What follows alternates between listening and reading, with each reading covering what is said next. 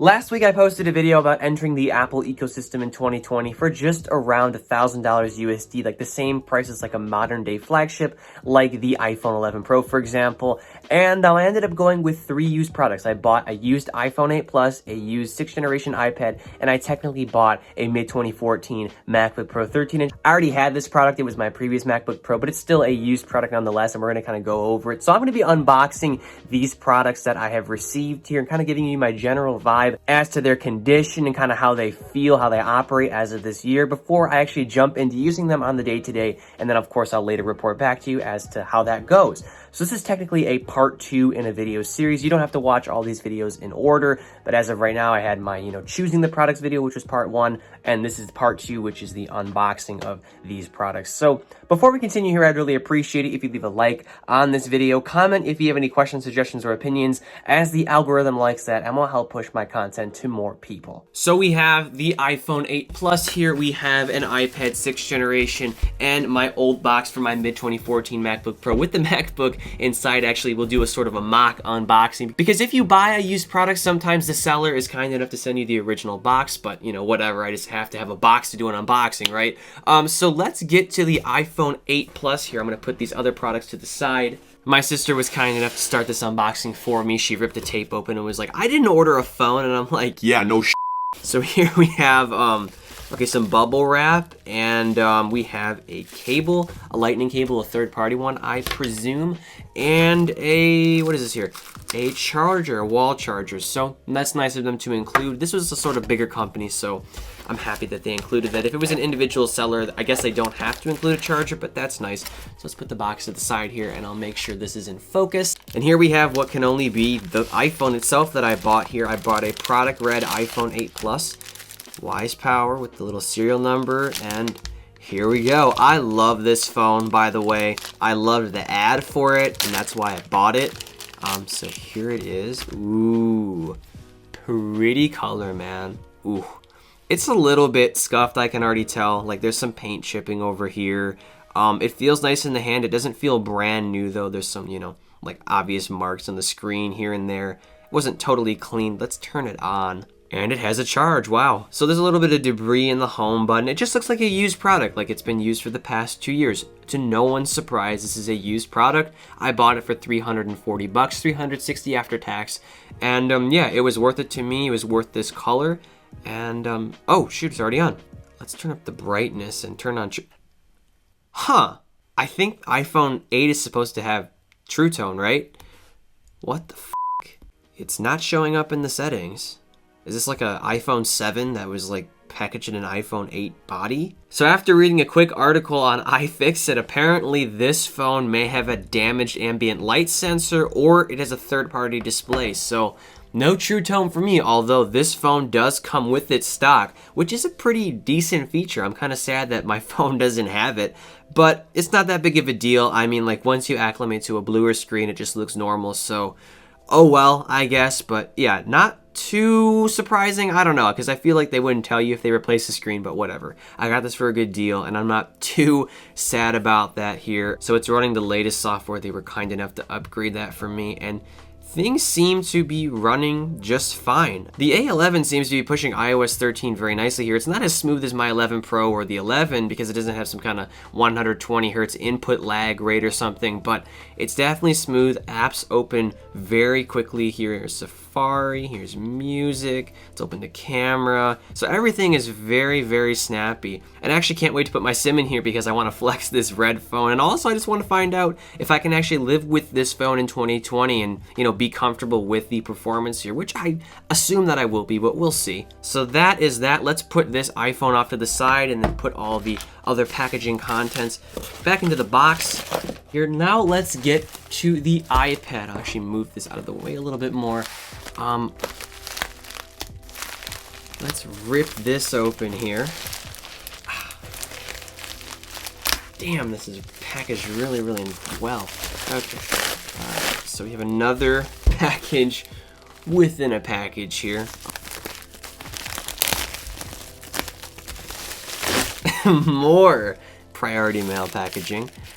So sealed. This is like some kind of joke that your relative plays on you. overwrapping a gift. Like, Jesus, man. I mean, I appreciate it. It's not gonna like get any water damage or whatever, but damn, this is extensive. So here it is. No charger in here. I got this iPad for $195. Let's pull it out. And there you go. Wow. That is an... Oh. Okay. Well, that's a scratch that I didn't see in the pictures, but maybe they took a picture in that sort of way. Interesting. Haha. So yeah, I can see some case marks here. I don't know how in the hell this happens at all, but sure, that's just a unique little mark on this iPad. Let's see if it actually turns on and I wasn't scammed. It turns on. That's all that's important, right? It doesn't matter that there's like f***ing scratching on the back here, where you can actually see like the raw aluminum, but other than that, it's in really nice condition. Other than the stupid scratch, I don't know why this happened, but here we go. We're on the startup screen here. Press home to open, English. Huh. Oh, that makes sense. Oh, so I was scammed. Oh. Okay then. Huh. So I was sold an iPad with some kind of serial number on here. This was used for some kind of company, and I actually can't set it up because I need a username and a password to get onto this iPad. I paid $195 to a seller for this device, and it was basically a scam. I can't use it. There's no possible way. It's bricked. I bought a bricked iPad. But don't worry, I will get a used or new iPad 6th generation to use. I still think it's an important product to go over. But this is kind of disappointing. They wrapped it up real nice. What a facade. And I actually can't use it because this is bricked by remote management. So that's great. This is a scam.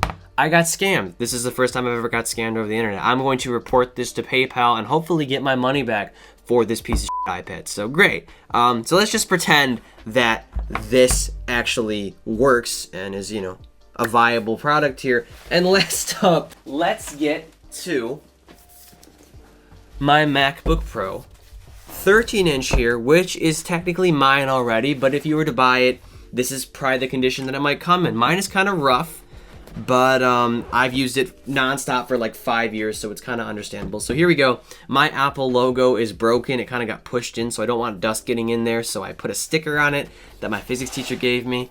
The earth is not flat. That's what it says. So let's take this out of here. I have all the original packaging. I was a freak back then. I still have all my original Apple boxes. I might even make a video about all the Apple boxes that I have. But so that's the box here. I'm going to put that off to the side. And here we have my MacBook Pro. It is kind of scuffed up on the bottom. One of the feet are gone here, but it functions perfectly. I dropped it a couple times.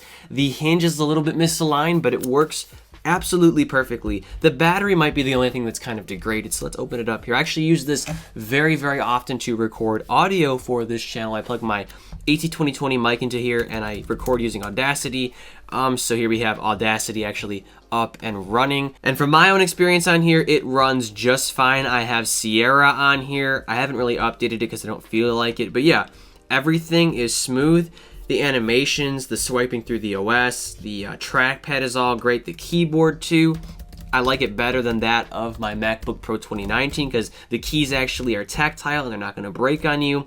I still love this design to this day. It is a little bit thicker and heavier than the new one, but it's definitely usable for everyday tasks like, you know, like web surfing and typing up documents, schoolwork and such. I was doing work with this in high school less than a year ago, so I totally recommend buying an old MacBook Pro like this 2014, 2015, but I actually will dive back into using this and report back to you how it performs. So yes, this has been an unboxing here. We have an actual sort of kind of legitimate iPhone 8 Plus without True Tone, but that's more understandable if someone replaced the screen or if the ambient light sensor went bad. I get it. Still a great deal. We have my bricked iPad 6th generation, which I'm going to send back and get my money back. Hopefully, I'm going to say it was fraud or whatever you do with PayPal. And then you have basically a $450 MacBook Pro here, which is perfect in my opinion, besides it's obvious, you know, like wear and tear over the course of like 5 years. So this has been a $1,000 Apple setup in 2020 unboxing here.